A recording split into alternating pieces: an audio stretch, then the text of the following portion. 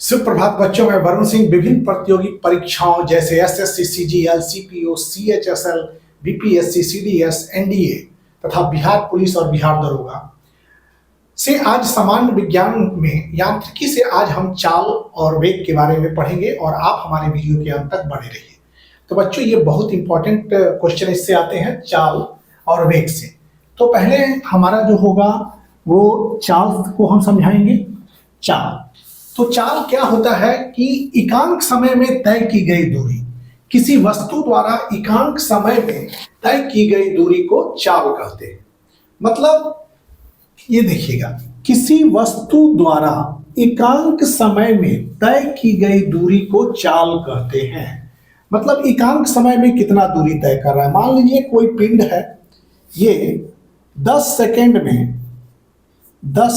में ये 200 मीटर की दूरी तय कर रहा है। 200 मीटर कहना कर, यहाँ पर जो चाल का परिभाषा है वो है एकांक समय में तय की गई दूरी। चाल रहेगा तो यहाँ दूरी जरूर देखिएगा, दूरी और समय, दूरी बटा समय चाल हो जाता है। यहाँ पर दूरी बटा समय, तो एकांक समय कहने का अर्थ है चाल बराबर क्या हो जाएगा, दूरी कितना, 200 मीटर की दूरी कितने समय में तय कर रहा है, 10 सेकेंड में। तो दूरी कितना हो गया, 200 मीटर, और समय कितना हो गया, 10 सेकेंड। तो क्या हो जाएगा, 20 मीटर पर सेकेंड, पर 20 मीटर प्रति सेकेंड। ये हो गया चाल। मतलब एकांक समय में, एकांक सेकेंड में 20 मीटर की दूरी तय कर रहा है। मतलब प्रति 1 सेकेंड पर उसकी दूरी जो है वो 20 मीटर हो रही है। अतः चाल इसका कितना हो गया, 20 मीटर प्रति सेकेंड। तो यही चाल का यहाँ पर परिभाषा है, एकांक समय में तय की गई दूरी को चाल कहते हैं। और देखिए चाल क्या है बच्चों, एक अदिश राशि है। चाल एक अदिश राशि है। इसका एसआई मात्रक मीटर प्रति सेकेंड है। एसआई मात्रक मीटर प्रति सेकेंड, और सीजीएस मात्रक जहां तक है, सीजीएस मात्रक क्या हो जाएगा, सीजीएस मात्रक हो जाएगा सेंटीमीटर प्रति सेकेंड, सेंटीमीटर प्रति सेकेंड। और एफपीएस मात्रक क्या हो जाएगा, फुट प्रति सेकेंड। एफपीएस मात्रक जो हो जाएगा वो हो जाएगा फुट प्रति सेकेंड। तो यहां पर सेंटीमीटर प्रति सेकेंड जो होगा सीजीएस मात्रक होगा। चाल बराबर होता है तय की गई दूरी बटा कुल समय तय करने में कितना लगा। बराबर तय की गई दूरी को अगर आप एस से निरूपित करते हैं और एस दूरी तय करने में समय जो है टी सेकेंड लग रहा है या मिनट लग रहा है, तो यहाँ पर दूरी में समय से डिवाइड कर देंगे। जो समय लगा यहाँ पर दिया गया है, लिया गया समय चाहे लगा समय, तो दूरी बटा समय क्या हो जाएगा, ये हो जाएगा चाल। एक चीज और नोटिस कीजिएगा कि एक गतिमान वस्तु की चाल सदैव धनात्मक होती है। अगर कोई गतिमान वस्तु है की चाल सदैव धनात्मक होती है। एक गतिमान वस्तु की चाल क्या हो जाएगी, सदैव धनात्मक। ये देखिए जिस तरह से दूरी क्या होता था बच्चों, दूरी हमेशा धनात्मक होता था। दूरी क्या है, दूरी धनात्मक होता था। ये दूरी कभी भी शून्य और मतलब कि तय की गई दूरी कभी भी शून्य और ऋणात्मक नहीं होती है। उसी तरह से वस्तु की चाल जो है, देखिए दूरी बटा समय ही चाल है। तो दूरी सदैव धनात्मक होगी तो चाल भी हमेशा क्या होगा, धनात्मक। चाल सदैव धनात्मक होता है। यह कभी भी ऋणात्मक या शून्य नहीं हो सकता। जिस तरह से दूरी केवल धनात्मक होगा, ये दूरी कभी भी ऋणात्मक तथा शून्य नहीं होगा। इसलिए चाल भी कभी भी ऋणात्मक तथा शून्य नहीं हो सकता है। ओके, जैसे कि चाल देखिए, चाल कैसे बना है, तय की गई दूरी बटा लिया गया समय, दूरी बटा समय। और दूरी बच्चों हम जानते हैं कि दूरी सदैव धनात्मक होती है। दूरी हमेशा धनात्मक होता है, इसलिए चाल भी क्या होगा, हमेशा धनात्मक होगा। और समय तो हमेशा धनात्मक होता ही है, बिकॉज समय जो है कभी भी ऋणात्मक नहीं होगा। तो चाल, दूरी हमेशा धनात्मक होता है, इसलिए चाल भी हमेशा धनात्मक होगा। दूरी कभी भी ऋणात्मक या तय की गई दूरी कभी भी ऋणात्मक या शून्य नहीं होती है, इसलिए चाल भी मतलब किसी गतिमान वस्तु की चाल भी सदैव क्या होगी, धनात्मक होगी, यह कभी भी ऋणात्मक या शून्य नहीं हो सकती है। तो बच्चों दूरी बटा समय जो होता है वो चाल होता है। चाल एक अदिश राशि है। मान लीजिए कि कोई पिंड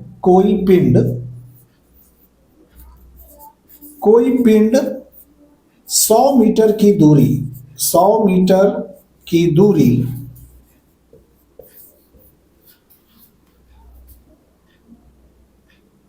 0.001 आवर में करता है, 1 घंटा में, 0.001 घंटा में तय करता है। तो पिंड का चाल क्या होगा? पिंड का चाल मीटर प्रति सेकंड में होगा। कितना होगा? तो बच्चों ये पिंड का दूरी कितना है? 100 मीटर है। और दूरी कितना है? अब दूरी और समय कितना है? 0.001 आवर। 100 मीटर की दूरी इतना में तय करता है। तो क्या हुआ? पिंड का चाल। तो चाल बराबर आपने क्या देखा? चाल बराबर होता है तय की गई दूरी बटा समय। तो तय की गई दूरी कितना है? 100 मीटर और समय कितना है? 0.001 आवर। 1 घंटा में कितना सेकंड होता है? 3600 सेकंड। मतलब इस आवर को सेकंड में बदलने के लिए हम 3600 से मल्टीप्लाई कर दिया। तो कितना हो गया? अब इसमें क्या करेंगे हम? 3 मतलब 100 मीटर बटा इसमें इसको मल्टीप्लाई कर दीजिएगा, मतलब 1/1000, इसको 1000 से भाग कीजिएगा तो 3.6 सेकेंड। ये हो गया। इतना घंटा में कितना सेकंड हो गया? 3.6 सेकंड। तो 3.6 सेकंड से इसको डिवाइड कर देंगे, आप निकल जाएगा कितना? 100 मीटर अब बटा 3.6 को यहाँ 36 कर दिया, ऊपर 10 कर दिया, इतना हो गया। तो कितना हो गया? 9 4 जा 36 और 25 4 जा 100। तो ये कितना हो जाएगा? 250/9 मीटर पर सेकेंड। इसको पॉइंट में भी ला सकते हैं, तो और इसको इस तरह भी लिख सकते हैं 925 और इसको इतना मीटर पर सेकेंड आप यूज कीजिए, 250/9 मीटर पर सेकेंड। तो ये हो गया इसका चाल मीटर प्रति सेकेंड में। मतलब दूरी बटा समय जो होगा वो चाल होगा। चाल हमेशा अदिश है, क्योंकि उसका दूरी जो है अदिश है, तो दूरी भी अदिश है, समय भी अदिश है। ये दूरी अदिश और समय भी अदिश, तो चाल भी आपका क्या हो जाएगा? एक अदिश राशि होगा। अब देखिए बच्चों, अगले पॉइंट्स में हम विभिन्न प्रकार की चाल को आपको बता रहे हैं। चाल के प्रकार, विभिन्न प्रकार के चाल के प्रकार होते हैं। जैसे हो गया एक समान चाल या स्थिर चाल, मतलब इसको बोलते हैं यूनिफॉर्म स्पीड। तो यूनिफॉर्म स्पीड, और दूसरा हो जाता है नॉन यूनिफॉर्म स्पीड, मतलब प्रवृत्ति चाल या अस्थिर चाल। इसके बाद होता है औसत चाल, एवरेज स्पीड। इसके बाद इंस्टेंटेनियस स्पीड, तात्क्षणिक चाल। तो पहले हम 2 चालों की चर्चा करेंगे। चाल के प्रकार में एक समान चाल या स्थिर चाल या समरूप चाल, तीनों एक ही शब्द हैं। एक समान चाल समझ ही रहे हैं कि स्थिर चाल मतलब एक ही तरह के चाल से चल गति हो रही है, तो उसको स्थिर चाल कहते हैं। एक समान चाल या स्थिर चाल। तो बच्चों समरूप चाल, इसको इंग्लिश में कहेंगे यूनिफॉर्म स्पीड। इंग्लिश में इसका नाम हो गया यूनिफॉर्म स्पीड, समरूप चाल। जब कोई वस्तु समान समय अंतरालों में समान दूरी तय करती है, मतलब कोई वस्तु समान समय अंतराल में समान दूरी तय करती है, तो इस तरह की चाल को हम लोग एक समान चाल या स्थिर चाल कहते हैं। मतलब समान समय अंतराल, मतलब मान लीजिए कि ये 2 बिंदु ए और बी, अब ये पॉइंट है पी, ये 2 सेकंड में 2 मीटर तय कर रहा है, फिर अगला 2 सेकंड में कितना तय करेगा? 2 मीटर, फिर अगला 2 सेकंड में 2 मीटर, फिर अगले 2 सेकंड में 2 मीटर।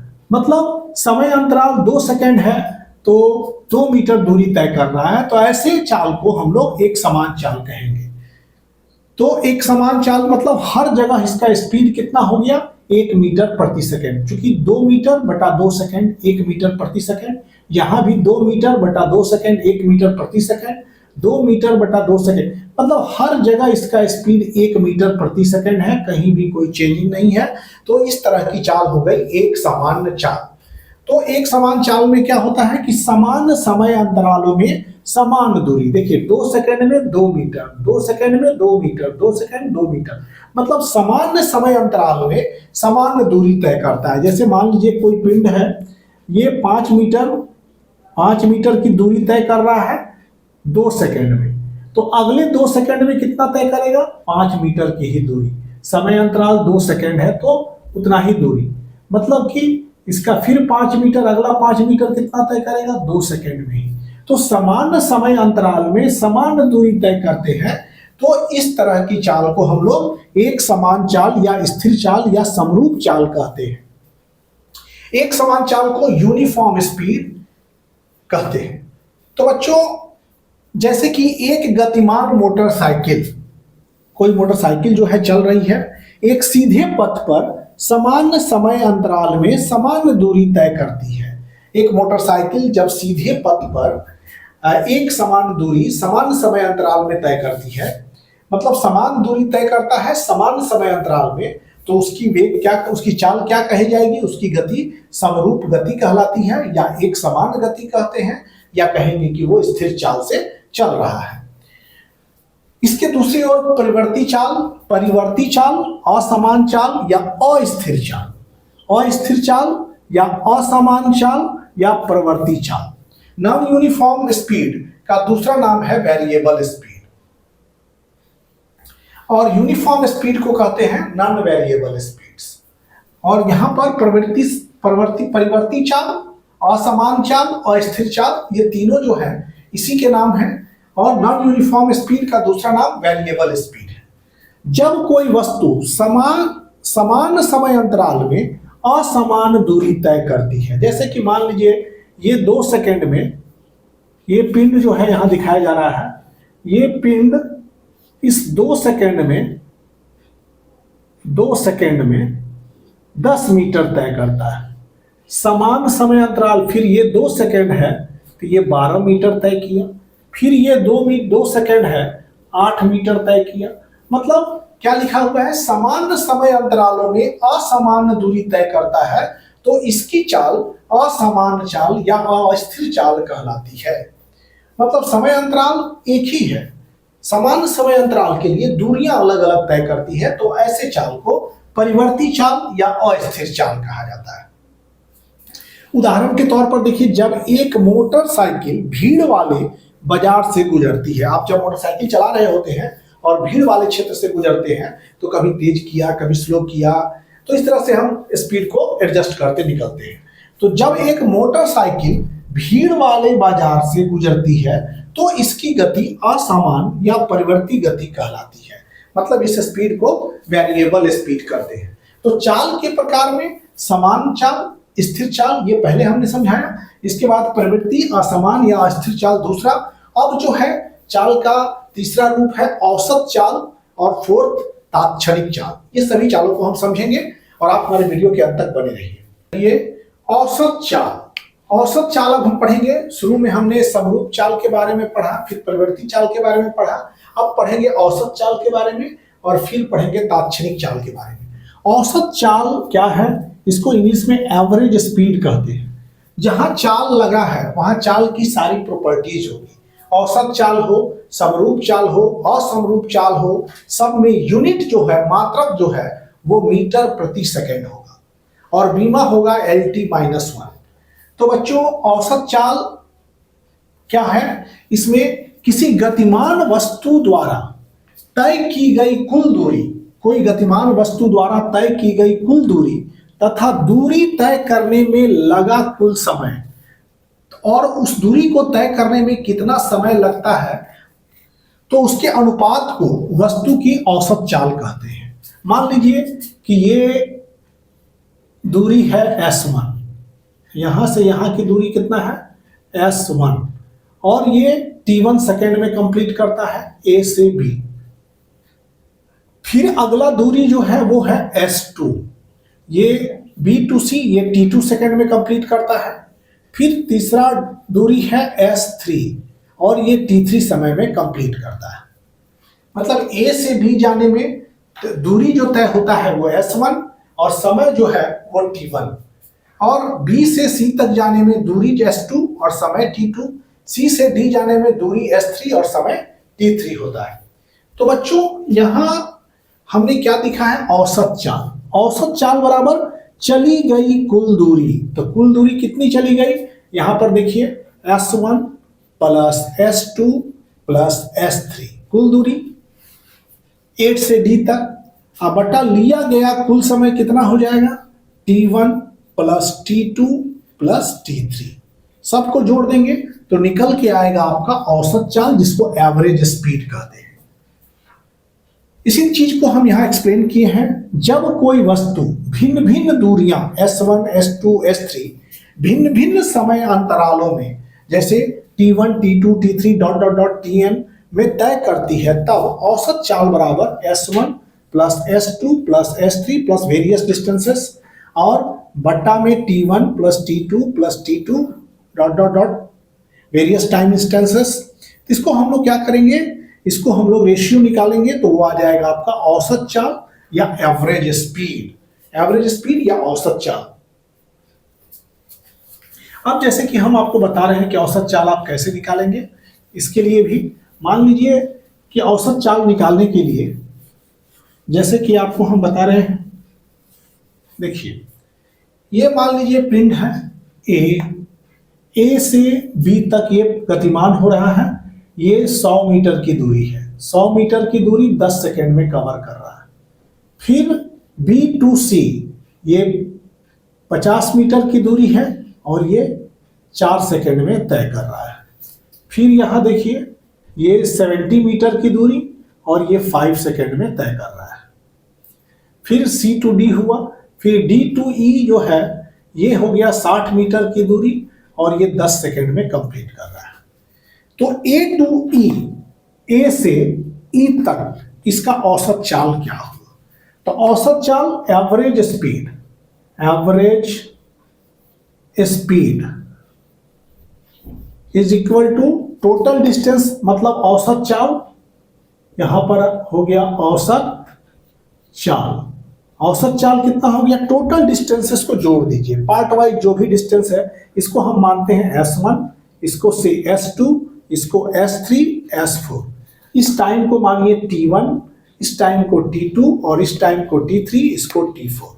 तो एवरेज स्पीड बराबर मतलब औसत चाल बराबर कितना हो जाएगा, तो औसत चाल निकालने के लिए अब देखिए औसत चाल जो हो जाएगा वो आपका यहां औसत चाल बराबर हमने क्या लिखा था, कुल दूरी S1 plus S2 plus S3 plus S4 बटा T1 plus T2 plus T3 plus T4। S1 plus S2 कितना है, 100, एक 100 है, plus 50 metre plus 70 metre plus 60 metre. By total time you have कितना, 10 second plus 4 second plus 5 second plus 10 second. ये जोड़िएगा तो कितना हो जाएगा, ये हो जाएगा 150 और 130, 280 मीटर। टोटल जोड़ेंगे 280 मीटर और टोटल टाइम जोड़िएगा तो कितना हो जाएगा, 29 सेकेंड, 29 सेकेंड। तो कितना हो जाएगा, 280 अपॉन 29, ये हो जाएगा मीटर, जैसा है वैसा ही लिखाएगा और सेकेंड जो है ऊपर चला जाएगा मीटर प्रति सेकेंड। हमने बताया क्या, हमने ये बताया कि औसत चाल हो, समरूप चाल हो, असमरूप चाल हो, तात्क्षणिक चाल हो, सब का यूनिट मीटर प्रति सेकेंड होगा। सारे चाल जो होंगे वो अदिश राशि होंगे और सब का बीमीय सूत्र क्या हो जाएगा, सभी चाल का हो जाएगा m0 L T-1। तो ये हो जाएगा बीमीय सूत्र, या कभी कभी आपको LT-1 भी लिख सकते हैं। ये विमीय सूत्र हो गया चाल का। चाल हमेशा से ही अदिश राशि है, तो इसको आप पॉइंट पे करके ले आएंगे और वो आंसर हो जाएगा। तो ये हो गया इसका निकालने का तरीका। औसत चाल को निकालने का प्रोसेस हमने बताया। 280 में 29 से डिवाइड कीजिएगा, जो आंसर होगा वो आंसर हो जाएगा, और ये हो जाएगा मीटर प्रति सेकेंड। हमेशा याद रखिए मीटर प्रति सेकेंड होगा। जैसे कि अब हम पॉइंट है तात्क्षणिक चाल। विभिन्न प्रकार के चाल में सबसे पहले हमने समरूप चाल पढ़ा, फिर असमरूप चाल, फिर औसत चाल, और ये फोर्थ है तात्क्षणिक चाल, जिसको अंग्रेजी में कहते हैं इंस्टेंटेनियस स्पीड। किसी विशेष क्षण, मतलब किसी पार्टिकुलर टाइम पे, पार्टिकुलर इंस्टेंट, किसी विशेष क्षण पर वस्तु की चाल को, ये ध्यान रखिएगा, किसी विशेष क्षण पर वस्तु की चाल को उस वस्तु का तात्क्षणिक चाल कहते हैं। मतलब किसी विशेष क्षण पर वस्तु की चाल को उस वस्तु के तात्क्षणिक चाल कहते हैं। तात्क्षणिक चाल बराबर विशेष क्षण में चली गई दूरी बटा क्षणिक समय, मतलब बहुत अल्प, बहुत थोड़ा समय, तो इसके अनुपात को बोलते हैं तात्क्षणिक चाल। तात्क्षणिक चाल का भी ऐसा यूनिट क्या होगा, मीटर प्रति सेकेंड। ये एक अदिश राशि होगा और विमा होगा LT-1। सारा कुछ चाल की तरह ही होगा।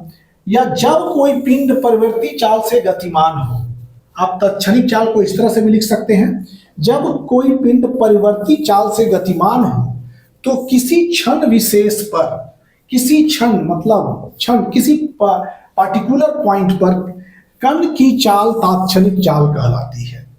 किसी पार्टिकुलर पॉइंट पर कण की चाल तात्क्षणिक चाल कहलाती है।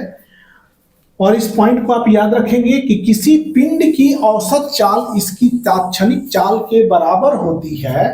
कब औसत चाल तात्क्षणिक चाल के बराबर होगा, यदि पिंड नियत चाल से गति करे।